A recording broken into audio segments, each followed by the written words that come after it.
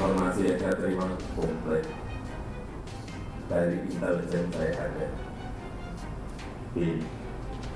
dari intelijen di Polri ada, dari intelijen di TNI saya punya, Pak Is, saya tahu dalamnya partai seperti apa saya, partai-partai seperti apa saya.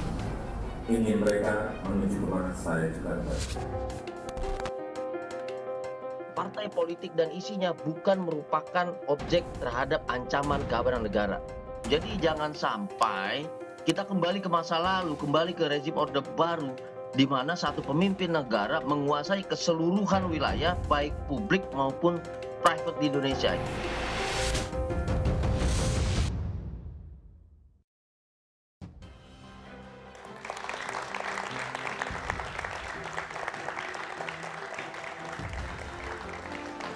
Pernyataan Presiden Jokowi soal data dan arah partai politik menuai kritik dan polemik. Sebagai kepala negara dan kepala pemerintahan, Jokowi dianggap kurang pantas menyampaikan hal itu di ruang publik dan muncul kecurigaan Jokowi menggunakan telik sandi negara di luar kepentingan bangsa. Sebagai seorang presiden, Jokowi memang berhak menerima laporan dan data dari semua badan intelijen milik negara. Namun data itu seharusnya untuk kepentingan pengambilan kebijakan, bukan untuk jadi alat menekan apalagi menebar ancaman. Sebenarnya apa alasan Jokowi menyampaikan perihal data dan arah partai politik di ruang publik? Apakah sekedar ingin menunjukkan kekuatan dan kekuasaan, atau Jokowi ingin menyampaikan pesan terkait pemilu tahun depan? Inilah Satu Meja The Forum, data intelijen partai politik jadi polemik. Siapa dibidik?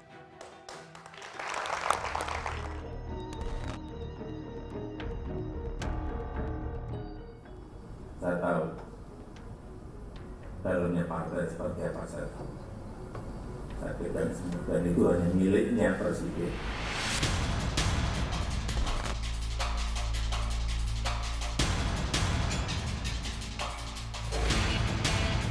Presiden Joko Widodo menganggap data intelijen merupakan laporan rutin yang memang biasa diterimanya setiap hari.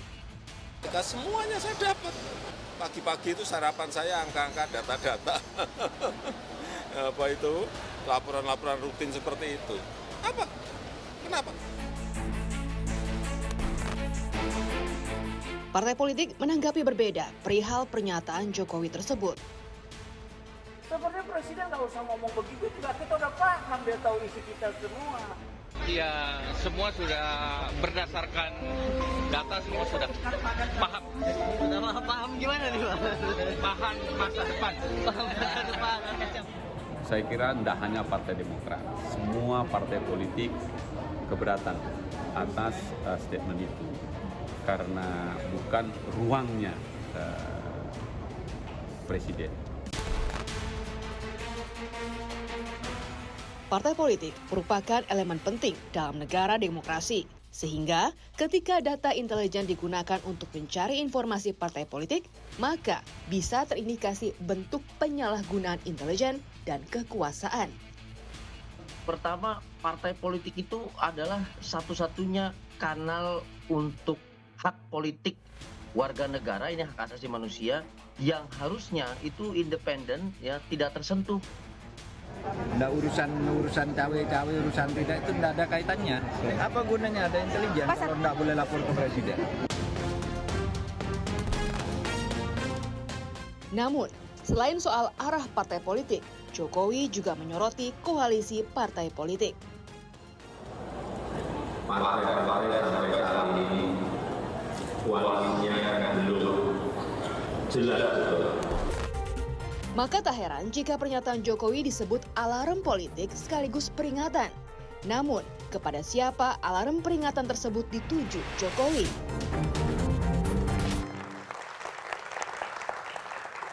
Data intelijen partai politik jadi polemik, itulah pernyataan Presiden Jokowi yang menimbulkan banyak penafsiran. Itulah yang akan saya bahas dengan sejumlah narasumber yang telah hadir di studio. Dari ujung sebelah kanan ada Pak Soleman Pontoh, malam Pak Soleman, Kepala Bais TNI 2011-2013. Di sebelah kanan saya ada Rambun Cahyo, Ketum Seknas Jokowi, malam Rambun. Di sebelah kiri saya ada Ketua Komisi 1 DPR Mutia Habib, malam Mbak Mutia. Dan ada tenaga ahli utama KSB Ridwan Habib, malam Mas Ridwan. Dan ada Usman Hamid, Direktur Eksekutif Amnesty International. Saya akan mulai dari Rambun. Rambun, itu Presiden itu bicara dalam acara Seknas Jokowi dan Anda hadir di situ ya? Ya. Konteksnya apa sebetulnya peringatan bahwa data parpol dimiliki, jangan tergesa-gesa, itu konteks pernyataannya apa sebetulnya? Ya kita udah dengar, mungkin sudah melihat pernyataan itu. Tapi sebenarnya kalau saya mau nambahin aja, jadi konteksnya sih kalau yang saya lihat Pak Jokowi bilangnya yang tadi mengenai soal bahwa saya mendapatkan informasi dari intelijen semua, badan-badan intelijen yang ada, kepolisian, BAIS dan juga BIN. Tapi juga yang nggak disentuh adalah konteksnya adalah dia mengatakan juga oleh karena itu nih di ujungnya nih kita jangan salah pilih pemimpin. Nah mungkin saya letakin konteksnya gitu. Nah pada sebelum Pak Jokowi pidato ini kan saya yang pidato. Oke. Jadi pada waktu itu saya pidato sebenarnya kalau dalam kesempatan ini kami menyampaikan mengenai kenapa kita Seknas Jokowi ini kan mendukung Ganjar. Oke. Ya kan? Jadi kita menjelaskan lah karena bagaimanapun kan Seknas Jokowi ini atribusinya kepada Pak Jokowi. Jadi kita belum kesempatan. Jadi saya jelaskan bahwa saya menjelaskan bahwa pilihan kepada Pak Mas Ganjar ini itu sebenarnya udah kita lakukan penelitian 2-3 tahun dan kita melihat benchmarking kita atau patokan kita adalah kepemimpinan cara kerjanya Pak Jokowi dan seterusnya dan soal keberlanjutan kita. Tapi intinya bahwa pidato itu lebih, kalau dari bacaan Rambun lebih merespon pidato Anda gitu? Ya kalau dari saya ngelihatnya begitu ya, ya mungkin GR. Tapi kira-kira karena sama ketika kita bicara soal konteksnya adalah kepemimpinan nasional. Gitu. Jadi kalau saya bilang intinya adalah kita nih udah ngelakuin sesuai dengan kalau tadi Pak Jokowi mengenai soal intelijen dan segala macam. Artinya memang kita nih dan tadi ya soal jangan salah memilih pimpinan nasional. Itu sebenarnya menurut saya konteksnya adalah ya kalau melakukan itu ya kita harus benar-benar periksa lah. Ini sebuah pilihan yang rasional. Gitu. Jadi menurut saya ya kita sih ngelihatnya begitu. Nah apakah kemudian itu membidik yang lain ya itu mungkin teka-tekinya Pak Jokowi ya. Teka-tekinya Pak Jokowi. Baik. Bung Ridwan dari tenaga ahli utama KSP. Kalau Anda baca dari pernyataan Presiden menyampaikan bahwa data intelijen adalah sarapan pagi, tahu arah politik dari partai politik itu sebetulnya pesannya mau menyampaikan pesan kepada siapa sih? Ya sebenarnya kalau kita runtut Mas BDM, itu pidato Bapak Presiden di acaranya Mas Rambun ini 24 menit. 24 menit? Ya kami di KSP memutar ulang. Karena kebetulan kami tidak hadir pada acara relawan itu. 24 menit dan dibagi dalam 3 segmen utama. Segmen awal Bapak Presiden itu menjelaskan tentang pemimpin itu harus punya trust. Harus menjadi orang yang bisa dipercaya. Beliau ceritakan bagaimana mengawali karir dan seterusnya. Lalu termin berikutnya adalah beliau bercerita tentang hilirisasi nikel. Ya. Dan bagaimana visi pembangunan Indonesia ke depan. Nah terakhir beliau menyatakan bahwa pemilu 2024 harus berhati-hati memilih pemimpin. Pemimpin yang memastikan Indonesia tidak terjebak pada situasi middle income trap. Situasi negara berkembang yang tidak bisa maju-maju. Apa kaitannya dengan data intelijen? Nah artinya ini bukan satu-satunya tujuan utama Presiden menyatakan itu. Jadi konteksnya yang dipotong oleh teman-teman, mohon maaf, itu tidak utuh. Tidak utuh. Sehingga yang seolah-olah menjadi ribut adalah bagaimana Presiden memanfaatkan data. Padahal sama sekali tidak ada kata-kata itu sebenarnya. Beliau ingin menyatakan bahwa beliau memahami proses dan dinamika yang terjadi menjelang Pilpres 2024. Gitu Mas Bede. Baik, Usman, kalau Anda lihat sebagai aktivis hak asasi manusia pernyataan Presiden Jokowi di ruang publik bahwa dia punya semua data intelijen berkaitan dengan partai politik. Yang Anda baca sebetulnya apa dalam konteks itu? Yang saya baca justru arus mundur. Arus mundur? Yaitu menempatkan intelijen untuk pengawasan politik dalam kehidupan partai-partai. Yang sebenarnya sudah ditinggalkan seharusnya setelah adanya reformasi. Benar bahwa di dalam pidato itu keseluruhannya 24 menit. Tapi meskipun hanya 2 menit tentang data intelijen, itu ibarat nila merusak susu sebelanga. Gitu. Nilainya setitik, tapi merusak susu sebelanga. Dan benar tadi dikatakan juga bahwa di awalnya Pak Jokowi bercerita tentang awal karir. Dari wali kota, gubernur, sampai menjadi presiden. Lalu di akhir dia mau bilang bahwa untuk semuanya itu saya bisa mengetahui prediksi politik ke depan melalui data-data intelijen yang saya terima. Sebenarnya seorang presiden menerima data intelijen setiap hari itu hal yang wajar. Wajar. Tapi untuk laporan-laporan yang sifatnya sensitif itu hanya bisa dibaca bersama kalau di Amerika dengan Dewan Keamanan Nasional, National Security Council. Kalau di dalam naskah akademik kita sebenarnya bersama DPR, khususnya Komisi 1, lebih khusus lagi Subkomisi 1 untuk bidang intelijen gitu. Karena end user dari data-data intelijen adalah Presiden dan DPR. Tapi kenapa ini disampaikan dalam ruang publik meskipun di acaranya Seknas dan kemudian publik mempunyai tafsiran sendiri? Maksudnya apa kira-kira? Yang pertanyaan awal dari diskusi satu meja, jangan-jangan itu mau unjuk kekuatan.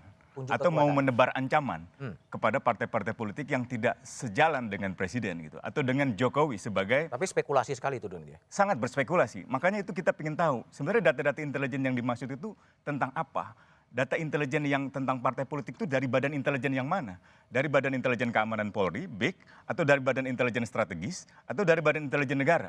Kalau dari BIK, kenapa tidak tindakan-tindakan kriminal yang justru diawasi, bukan tindakan politik, bukan kegiatan politik? Kalau dari Badan Intelijen Strategis, itu urusannya luar negeri, perang, musuh asing. Apakah partai politik adalah musuh negara? Bukan. Jadi dalam Undang-Undang Intelijen jelas disebutkan bahwa informasi-informasi yang dikumpulkan itu untuk keperluan mendeteksi dan membangun peringatan dini tentang ancaman keamanan nasional. Apakah partai politik adalah ancaman keamanan nasional? Di era Orde Baru iya, di era kolonial iya, di era demokrasi terpimpin iya, di era Belanda, Jepang iya. Partai-partai politik diawasi. Tapi di era demokrasi mestinya tidak lagi. Mestinya tidak. Oke. Baik, Pak Soleman Pontoh sebagai Kepala BAIS 2011-2013. Kalau Pak Soleman Pontoh baca sebetulnya, apakah memang tugas dari, katakanlah dalam konteks ini adalah BAIS ya, memang kemudian memberikan laporan intelijen soal kondisi-kondisi partai politik? Semua yang terjadi di negeri ini dilaporkan lah. Semua terjadi dilaporkan? Tidak ada satupun kejadian di negeri ini yang tidak dilihat, yang tidak dilaporkan dan tidak ditulis. Semua tertulis. Tidak ada satupun. Termasuk arah partai politik dan sebagainya? Semuanya ditulis. Semuanya tertulis? Semua tertulis. Lalu semua kenapa, kita catat. Lalu kenapa kemudian ini bisa menjadi kontroversi, menjadi muncul berbagai spekulasi, muncul berbagai polemik? Yang nggak tahu kenapa kok itu diributkan. Itu kan sudah dari dulu seperti itu. Hanya mungkin karena diungkap ke presiden ruang publik. Sekarang Mbak, coba cabai keriting. Di seluruh pasar induk itu kita laporkan jam 8 pagi sampai jam 8 malam. Kan orang nggak tahu coba. Itu aja kita laporkan, apalagi yang lain-lain. Itu contoh, itu contoh. Tapi mungkin juga ini tadi Usman tadi bilang ya, mengatakan bahwa soal ancaman nasional. Keamanan nasional. Soal keamanan nasional. Tapi kalau kita lihat undang-undangnya, kalau kita lihat secara utuh, definisi intelijen itu nomor 1 tuh. Itu disebut bahwa bukan hanya keamanan nasional itu di ujungnya.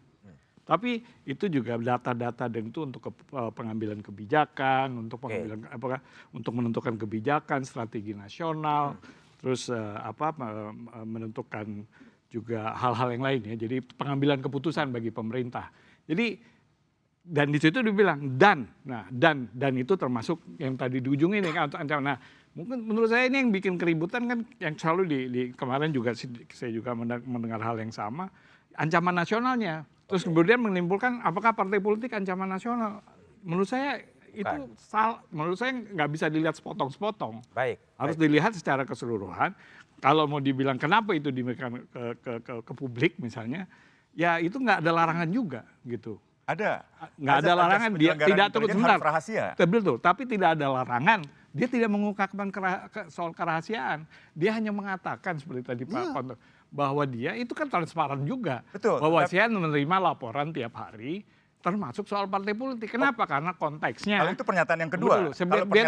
Biar saya selesai dulu.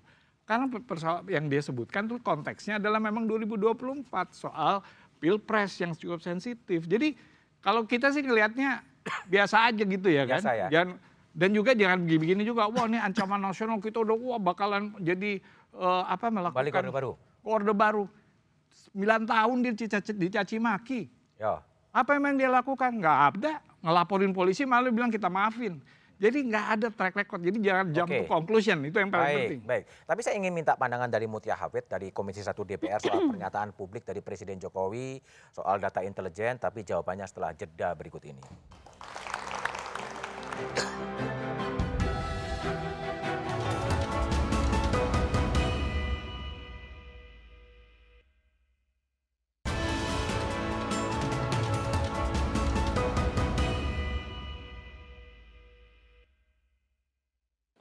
Wajar aja sih. Ya karena namanya presiden, masa nggak boleh punya data-datanya rakyatnya. Saya itu enggak begitu mengikuti berita politik itu. Sayanya sih deh, soalnya kan Anto juga semua turun kok, jadi Anto juga sih boleh tahu semua karena ini mau cabut pemimpin baru. Ya, bagi saya pantas karena melihat presiden dia adalah pemimpin dari setiap instansi yang ada di negara ini, maka sudah barang tentu setiap rahasia, setiap apa yang ada dalam negara dia harus tahu. Oh, saya baru tahu. Nggak ngerti saya masalah politik. Karena yang saya tahu sekarang masalah bahan pokok yang pada mahal semua. Kalau untuk saya pribadi ya, dia selaku orang nomor satu di Republik Indonesia, dia punya hak ya, hak veto, pusat kuasa lah untuk mengetahui hal itu karena dia yang mengatur negara ini begitu, diberi kekuasaan oleh warga negara Indonesia.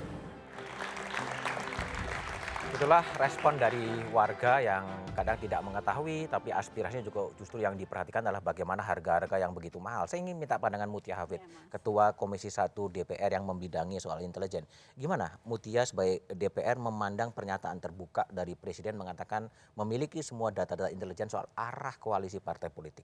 Ya memang belum ada pelanggaran apapun di situ ya Mas. Baik itu oleh penyelenggara intelijen, BIN sebagai yang melakukan fungsi koordinasi dari seluruh lembaga-lembaga yang melakukan fungsi intelijen, maupun Presiden sebagai usernya. Karena tidak ada data yang dibocorkan. Tidak ada penyampaian spesifik mengenai data-data yang itu tadi lingkupnya adalah rahasia.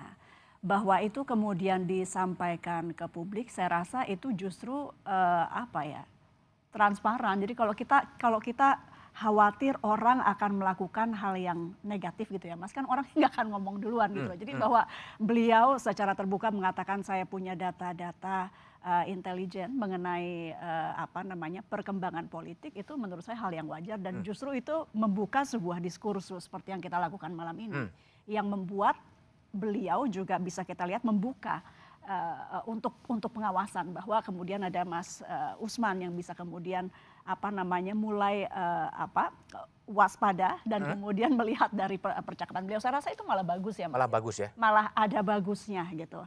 Polemik dalam sebuah waktu politik seperti ini justru menjadi salah satu dari pendidikan politik. Sekaligus saya ingin juga menitipkan bahwa karena ini mumpung topiknya tentang intelijen. Dan saya senang karena biasanya orang nggak terlalu paham nih Mas, tabu diomongin, dan kita membahas di sini. Saya apresiasi sekali satu meja yang sekarang sudah berubah jadi banyak meja. Terakhir saya di sini satu meja beneran.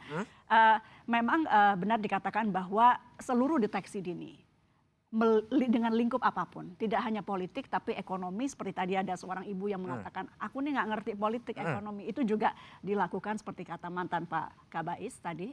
Kemudian juga bahkan sosial, budaya, pendidikan, semua sektor itu dilakukan deteksi dini dan kemudian dilaporkan. Hakikat ancaman itu tidak melihat bahwa di depan mata ada ancaman, tapi persepsi bahwa kapanpun Indonesia bisa dalam hakikat ancaman. Jadi bukan karena kok kayaknya mau rusuh baru kemudian ada deteksi dininya. Dan DPR khususnya Komisi 1 memang menjelang pemilu ini juga mewanti-wanti kepada mitra kami BIN untuk terus mengawasi dari dekat perkembangan politik.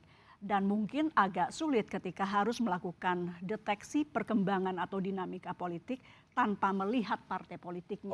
Karena tentu dinamika politik itu tergantung dalam dari partai. arah-arah partai politik. Usman, jadi Anda nih kekhawatirannya terlalu berlebihan atau gimana sih? Nggak ada yang dilanggar dan memang Presiden memang tadi Pak Sulaiman Pontoh mengatakan cabai keriting pun harganya dia tahu gitu loh. Kekhawatiran Anda seperti apa sebetulnya? Ya sebenarnya di dalam partai politik kan beragam ya. Tadi kita lihat juga Partai Demokrat punya pandangan yang sama-sama waspada gitu. Saya kira kewaspadaan itu tetap penting untuk memastikan bahwa tidak ada intervensi di dalam kehidupan partai politik. Tidak ada ancaman terhadap partai politik untuk berkoalisi. tidak ada penundukan oposisi. Ya. Ini banyak sejarahnya di zaman kabinet Syahrir itu antara kabinet koalisi pemerintah dan koalisi oposisi sampai menyalahgunakan intelijen untuk menculik Syahrir misalnya gitu. Tahun 2004 pemilihan langsung yang pertama kali, ya hanya 2 pekan sebelum pemilihan presiden putaran kedua itu meledak kedutaan bom di depan kedutaan Australia. 2 hari sebelum itu pembunuhan Munir melibatkan orang-orang intelijen. Nah, yang sebenarnya dipentingkan oleh Undang-Undang Intelijen adalah memastikan bahwa ancaman keamanan nasional itu perlu bisa dideteksi, baik yang bersifat potensial maupun yang nyata. Tadi Mbak Metia betul sekali bahwa bukan hanya yang nyata di depan mata, tetapi yang sifatnya potensial. Meskipun bentuk-bentuknya disebut secara rinci itu, misalnya spionase, terorisme, separatisme gitu. Jadi memang hal-hal yang memang berkaitan dengan keamanan nasional. Keamanan nasional itu apa? Integritas teritorial negara atau keselamatan segenap bangsa misalnya atau kedaulatan negara gitu. Jadi hal-hal yang memang besar sekali gitu. Sebenarnya yang salah dari pandangan-pandangan yang mengatakan itu tidak masalah kan seolah kok presiden nggak boleh terima data? Boleh memang. Boleh. Dan kami tidak mempersoalkan bahwa presiden tidak boleh menerima data intelijen. Boleh. Itu tiap hari briefing di presiden dimanapun seperti itu. Yang kita pertanyakan adalah tentang data intelijen partai politik itu. Nah ini yang saya kira perlu digali lebih jauh. Dan Komisi 1 sebenarnya nggak ada salahnya untuk menggali misalnya data intelijen yang dimaksud oleh presiden itu apa. Karena kan forum itu bukan forum Dewan Keamanan Nasional atau forum Dewan Pertahanan Negara yang juga belum kunjung dibentuk. Bukan forum DPR juga gitu ya. Melainkan forum relawan yang partisan sebenarnya hanya berafiliasi ke dalam calon presiden tertentu. Jadi orang wajar curiga jangan-jangan presiden mau cawe-cawe lagi nih. Ya kan apalagi anaknya juga digadang-gadang menjadi cawapres dari salah satu bakal calon presiden. Jadi kecurigaan semacam itu, politisasi terhadap data intelijen atau politisasi badan intelijen menjadi wajar menurut saya. Jadi wajar, baik. Pak Ponto, jadi kalau Pak Ponto kan kembali di 2013 ya, menjelang pemilu 2014. Apakah juga Bais pada waktu itu juga meneliti arah dukungan dari partai-partai politik? Iyalah semua. Semua? Tapi begini Pak, jangan lupa. Intelijen itu bagi seorang pemimpin, misal saya komandan. Saya sudah punya namanya intelijen dasar. Itu 60% dari situasi yang akan dilihat. Sehingga saya akan mencari hanya 40% dari intelijen itu. Saya akan mengeluarkan namanya UUK, unsur utama keterangan, yang untuk mendapatkan 40% itu. Jadi kalaupun presiden mengomong itu, jangan salahkan itu data dari intelijen. Enggak, 60% sudah ada di otak beliau. Sehingga hanya 40%. Yang masuk dari intelijen. Itu.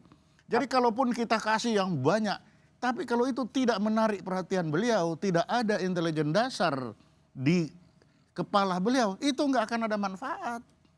Tapi kalau Pak Ponto lihat ketika Pak Jokowi mengatakan semua data intelijen dia miliki soal arah koalisi partai politik, sebetulnya ini mau disampaikan kepada siapa sih sebenarnya? Ya dia cuma kasih tahu saya dapat. Daripada dia bilang saya tidak mendapat dari orang-orang ini, kan kacau. Jadi dia ini kalau menurut saya beliau ini mungkin berterima kasih saya sudah dapat dari Bais, saya dapat dari polisi, saya dapat. Dan saya senang dengar oh iya betul Bais masih ngasih. Walaupun itu hanya menyumbang 40% dari keputusan beliau. Jadi keputusan beliau jangan disalahkan itu intelijen, enggak. Bung Ridwan, jadi ini kekhawatirannya Usman tadi kan bahwa ada kekhawatiran bahwa ini bisa ada peluang untuk disalahgunakan untuk kepentingan apapun, apakah intelijen penegakan hukum atau apapun. Gimana Bung Ridwan menjawab kekhawatiran publik? Begini, Presiden sudah berulang kali menegaskan bahwa untuk urusan Pilpres 2024 itu adalah urusan parpol dan koalisi parpol. Kemarin beliau di Pasar Induk Jatinegara ditanya hal yang sama. Lalu beliau menjawab itu urusan parpol, bukan urusan presiden. Lalu beliau berkunjung ke Pindad. Kebetulan karena Menteri Pertahanannya Pak Prabowo, Pindad kan BUMN pertahanannya, jadi ikut beliau. Lalu ditanya lagi, dan beliau juga menyampaikan lagi bahwa urusan Pilpres itu urusannya parpol dan koalisi parpol. Artinya begini, kekhawatiran bahwa Presiden menggunakan institusi intelijen untuk operasi politik pribadi, saya kira berlebihan, Bang Usman. Karena juga Komisi 1 kan punya hak untuk melakukan pengawasan, walaupun hari ini kita memang belum punya. Seperti di Amerika Serikat misalnya Intelligence Oversight Committee yang memang khusus melekat mengawasi intelijen, tapi fungsi itu ada di Mbak Mutia dan kawan-kawan di Komisi 1. Artinya Bang BDM di pasal 31 Ada satu Undang-undang intelijen. Undang-undang intelijen itu ada wewenang Badan Intelijen Negara untuk mencegah ancaman terhadap ideologi, politik, ekonomi dan seterusnya. Ideologi dalam hal ini juga mencegah supaya partai politik yang berkontestasi di Pilpres 2024 itu tidak tersusupi oleh ideologi lain yang membahayakan Pancasila dan NKRI. Jadi konteksnya jangan kemudian memandang partai politik sebagai ancaman, tetapi intelijen dalam konteks bernegara melindungi partai politik sebagai bagian dari pilar demokrasi. Melindungi partai politik. Ya, Untuk supaya itulah kemudian diinteli. berkontestasi dengan baik di iklim yang demokrasi yang sehat. Sehingga kemudian karakteristiknya jangan seolah-olah memandangnya terbalik begitu, Bang. Baik. Jadi bagaimana sebetulnya arah dan pesan yang akan disampaikan oleh Presiden Jokowi dan siapa kemudian pesan itu akan disampaikan? Jeda setelah berikut ini.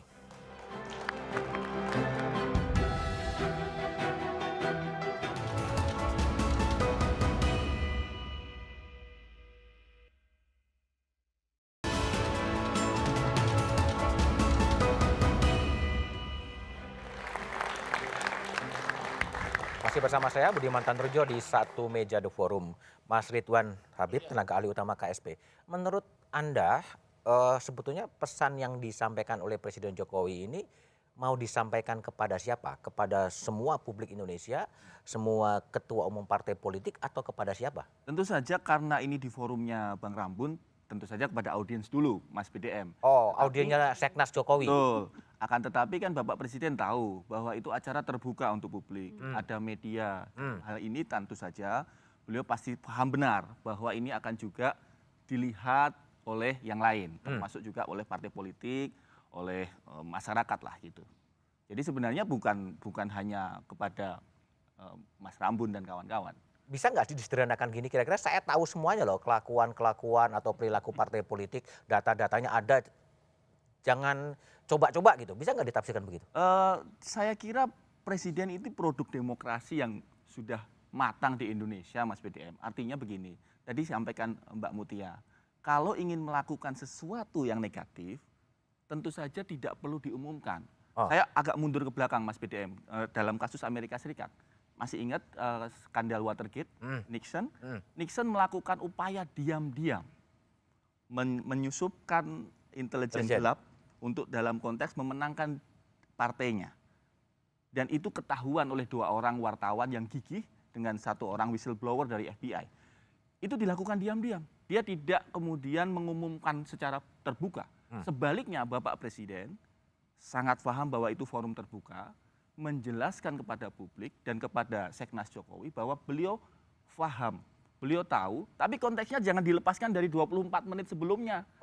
Yang panjang itu ya? Yang panjang itu, karena ini dalam konteks memilih pemimpin di 2024 dan 2029, bukan dalam konteks membahas tentang intelijen gitu, Mas. Oke, baik. Bu, Mbak Mutia, jadi kalau bagi Anda sebagai politisi Partai Golkar, gimana Anda, apakah pernyataan Presiden Jokowi soal menguasai semua data-data intelijen punya makna tertentu bagi Partai Golkar? Tadi ketua umum saya udah bicara ya, beliau bilang biasa aja, ini data memang sudah ada, jadi saya nggak akan melebihi apa yang ketua umum saya sudah sampaikan. Tapi kembali ke pengawasan itu, Mas. Tadi Mas Usman sampaikan bahwa di dalam Komisi 1 ada lagi sebuah Timwas namanya. Jadi ini undang-undang intelijen yang saat ini itu mengamanahkan bahwa di dalam DPR ada lagi Timwas intelijen. Dan itu terdiri dari berbagai fraksi. Jadi meskipun tadi kita dengarkan begitu banyak partai-partai berbeda suara, tapi pada akhirnya sampai saat ini Timwas dari partai manapun belum ada yang mengangkat isu ini hanya kepada bermain kami. Di media aja ya? Kami kebetulan ketua Timwas intelijen juga tidak ada fraksi yang mengatakan Mbak ayo kita telaah, kami agak keberatan gitu, belum ada. Belum ada. Dan ini juga sekaligus penenang mudah-mudahan buat teman-teman yang pro demokrasi tentunya, bahwa ada Timwas juga yang kita akan selalu bekerja dan isinya seluruh partai, masing-masing partai satu, jadi sangat keterwakilannya itu partai besar dan partai kecil tetap sama-sama satu dihitungannya. Jadi mudah-mudahan ini bisa jadi penenang gitu. Usman, jadi kalau dibaca, banyak orang yang membaca ini adalah peringatan dari Presiden Jokowi kepada ketum-ketum partai politik bahwa datanya ada di tangan gitu, jangan coba wira-wiri yang nggak terlalu jelas. Itu gimana Anda merespon spekulasi yang seperti itu? Ya, itu yang saya kira harusnya kita jujur. Jadi nggak perlu terlalu jauh-jauh, misalnya ini maksudnya adalah membangun kekhawatiran, membangun kewaspadaan supaya partai tidak memiliki ideologi tertentu seperti yang Mas Ridwan bilang itu, saya kira terlalu ngada-ngada lah. Karena pernyataannya jelas kok yang dimaksud itu soal pemilu ini kan gitu. Nah, yang perlu ditegaskan adalah partai politik itu punya kedaulatan penuh di dalam berdemokrasi di Indonesia. Teorinya. Dan partai politik juga bukan objek dari intelijen. Tapi objek kata Pak Pontoh tadi kan semuanya diawasi. Nggak bisa kalau internal partai. Yang dimaksud oleh Pak Jokowi kan internalnya, jeroannya itu, dalemannya itu yang saya kira nggak boleh di dalam konteks berdemokrasi gitu. Kenapa? Karena dalam banyak kasus intervensi-intervensi intelijen juga terjadi. Dalam kongres partai, dalam rekrutmen partai, dalam seleksi calon partai, itu yang saya kira nggak boleh dihindari. Nah, ini yang perlu ditelusuri yang kami maksud. Kami juga nggak memberikan semacam judgement yang final, saya kira itu perlu diselidiki oleh Komisi 1. Kalau ada subkomisi intelijen, itu akan sangat baik gitu. Jadi saya kira di dalam konteks menjalankan tugas-tugasnya partai, itu kan punya hak untuk berserikat, punya hak untuk berkumpul secara damai, punya hak untuk beroposisi bahkan. Nah, karena itu mereka harus diberi jaminan untuk tidak ditakut-takuti atau untuk melaksanakan kebebasannya tanpa ada rasa takut untuk diawasi atau diinteli oleh badan-badan intelijen negara gitu. Apalagi intelijen BAIS misalnya, itu kan nggak boleh berorientasi ke dalam negeri, ke luar negeri, pertahanan gitu loh. Orientasinya ke eksternal, musuh negara, bukan ke dalam negeri gitu loh. Itu yang saya kira penting. Rambun, jadi kalau ini kan acaranya di tempat Anda, Seknas Jokowi ya. Apakah kemudian pernyataan Presiden ini memang ditujukan kepada orang-orang yang kemudian berbeda arah politik dengan Presiden Jokowi untuk Capres 2024? Saya rasa tidak seperti itu dan tidak ada indikasi apapun baik implisit ataupun eksplisit bahwa Pak Jokowi melakukan, mengarahkan bahkan mengendalikan semua proses di partai gitu ya. Ini dalam konteks partai politik. Berkali-kali dia bilang ini, beberapa kali dalam kesempatan ketika kita ketemu dia, ini urusannya koalisi partai, jangan campuri. Dia selalu mengatakan begitu. Jadi kalau dibilang bahwa Pak Jokowi bahwa ini indikasi bahwa melakukan kedaulatan mengganggu kedaulatan partai atau mencoba agar kedaulatan partai itu bisa diminish, bisa diminimalisir, saya rasa enggak. Itu cukup menurut saya itu berlebihan, ya kan, spekulasi-spekulasi seperti itu. Dan juga sekali lagi juga saya katakan yang namanya data intelijen itu bukan hanya soal ancaman dari luar, tapi juga ancaman dari dalam. Itu jelas eksplisit disebut di dalam undang-undang. Jadi jangan kita hanya mengatakan bahwa yang dilihat tuh cuma Amerika Cina yang dilihat, enggak juga begitu. Kita harus melihat secara keseluruhan. Dan ternyata faktor instabilitas di dalam negeri kita dalam beberapa tahun terakhir ini datang dari baik dari luar, yang kebanyakan juga datang dari dalam. Jadi apakah aspek-aspeknya, seluruh aspek saya sih mengasumsikan mungkin Pak Ponto bisa seluruh aspek kehidupan di negeri ini pasti dipantau gitu. Kita juga tahu waktu zaman kita juga kita semua dipantau satu persatu. Baik. Jadi buat saya, jadi menurut saya, jadi kalau yang kita bilang bahwa nggak ada indikasi, jadi kita hanya ngeloncat gitu mengatakan bahwa ini Pak Jokowi lagi ada spekulasi seperti itu. Nah, kita tadi Mbak Mutia tadi udah menjelaskan, menenangkan lah. Sebenarnya itu nggak ada gitu. Jadi memang ini ada polemik di luar aja. Tapi kalau nggak ada polemik kan juga nggak seru. Nggak seru. Jadi warming up. Pak Ponto. Jadi kalau Pak Ponto baca, memang agak jarang sih. Saya tahu lah data arah politik itu diungkapkan. Sebenarnya ini kalau Pak Ponto baca sebagai mantan Kabais, ini pesan ini ditujukan kepada hanya mengatakan saya tahu semuanya atau diarahkan kepada pesan-pesan kelompok tertentu? Bagi saya itu beliau hanya menyatakan bahwa saya tahu banyak. Jadi saya percayalah sama saya tahu banyak. Ya. Itu aja. Terus artinya? Ya saya tahu banyak, itu aja. Tahu banyak artinya akan Ya kan tergantung beliau nanti mau diapakan itu pengetahuannya itu. Kan tidak akan ada satu orang pun bisa tahu data, misalkan saya kasih ini Pak, ambil ini data saya. Setelah itu mau diapakan, mau dipakai buat lempar, buat membaca, buat memoto, kan kita tidak akan pernah tahu. Tapi kalau bacaan dari Pak Ponto sebagai mantan Kabais, laporan intelijen berkaitan dengan partai itu isinya apa sih Pak? Dengan partai? Kita tidak melihat itu partai, tapi kita melihat itu ini ada kegiatan sekelompok orang, ada manusianya, ada ngapain dia.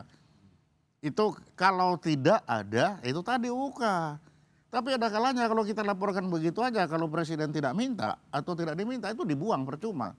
Makanya saya bilang, bagi intelijen itu hanya menyumbang 40% dari keputusan seorang komandan. Kalau kita tentara ya bilang komandan, presiden, itu hanya 40%.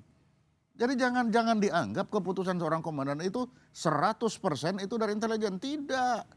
40%. Itulah sebabnya ada yang namanya UUK. Orang kan tidak pernah melihat itu UUK. Jadi kalau saya sudah tertarik ya, begitu saya tertarik artinya sudah 60% saya tahu. Tinggal 40%. Saya akan keluarkan UUK. Cari sisanya ini. Untuk melengkapi 100% baru saya bertindak.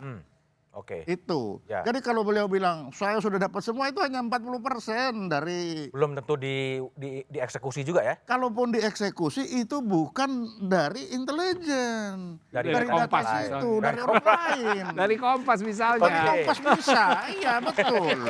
Itu. Oke, jadi bagaimana kemudian Begitu. publik harus merespon atau menanggapi soal pernyataan Presiden Jokowi bahwa menguasai data intelijen? Jawabannya setelah jeda berikut ini.